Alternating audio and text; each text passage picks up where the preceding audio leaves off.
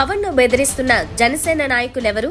జనసేన ప్రజా ప్రతినిధుల సత్కార సభలో ఆ పార్టీ చీఫ్ ఉప ముఖ్యమంత్రి పవన్ కళ్యాణ్ చేసిన కామెంట్స్ కలకలం రేపుతున్నాయి.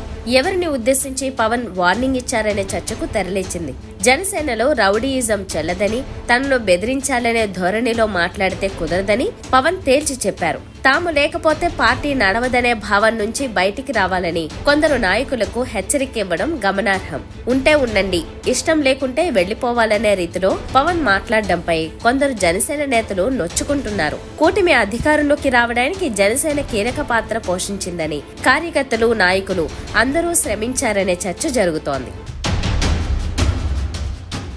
మారని మృగాలు గుంటూరులో మరో దారుణం. ఏపీలో రోజురోజుకి ఆడపిల్లలపై అఘాయిత్యాలు ఎక్కువ అవుతూనే ఉన్నాయి. ప్రభుత్వం ఎంత కఠినంగా వ్యవహరించినా ఆడపిల్లలపై అరాచకాలు తగ్గడం లేదు. నంద్యాల, విజయనగరం జిల్లాల్లో బాలికలపై అఘాయిత్యాలు మరవకముందే గుంటూరు జిల్లాలో మరో దారుణం జరిగింది. కొత్తరెడ్డిపాలెనికి చెందిన 8వ తరగతి విద్యార్థిని అదే గ్రామానికి చెందిన గ్యాస్ డెలివరీ బాయ్ నాగరాజు ఇంట్లోని మంచంపై శవమై కనిపించడం సంచలనం రేపుతోంది.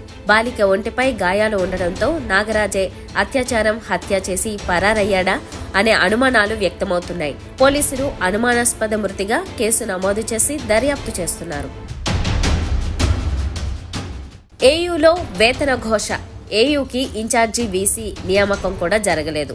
దాంతో జూలై నెల జీతాలు రాక ఏయూ ఉద్యోగులు, పెన్షనర్లు అల్లాడిపోతున్నారు. కొత్త నెల వచ్చి సగం రోజు దాటిపోయాయి, కానీ వేతనం పడలేదు. ఏయూలో ప్రతి నెల ఉద్యోగుల జీతాలకు, రిటైర్ అయిన వారి పెన్షన్లు కలుపుకుని 32 కోట్ల రూపాయలు ఖర్చవుతుంది.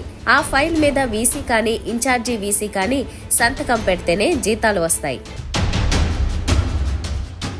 సిటీ సెంట్రల్ లైబ్రరీ వద్ద రణరంగం. హైదరాబాద్ లోని చికట్పల్లి సిటీ సెంట్రల్ లైబ్రరీ వద్ద సోమవారం రాత్రి తీవ్ర ఉద్రిక్తత నెలకొంది. డిఎస్సి వాయిదాతో పాటు గ్రూప్ 2, 3 పోస్టులు పెంచాలంటూ నిరుద్యోగులు ఆందోళనలు చేపట్టారు. ఈ క్రమంలో లైబ్రరీ నుంచి బయటికి వచ్చేందుకు యత్నించిన 20 మంది అభ్యర్థులను ఈడ్చుకెళ్లి అరెస్టు చేశారు. ఇవాళ ఏపీ కేబినెట్ భేటీ కానుంది. ముఖ్యంగా రాష్ట్ర ప్రభుత్వం అమలు చేసే పథకాలు, ఎన్నికల హామీలపై చర్చ జరగనుంది. ఓట్ ఆన్ అకౌంట్ పై బడ్జెట్ పెట్టాలని నిర్ణయించడంతో ఆ అంశంపైన చర్చించే అవకాశం ఉంది. కేబినెట్ భేటీ తర్వాత సీఎం చంద్రబాబు ఢిల్లీ పర్యటన చేయనున్నారు. నిధులు, విభజన సమస్యలపై కేంద్ర మంత్రులతో చర్చించే అవకాశం ఉంది.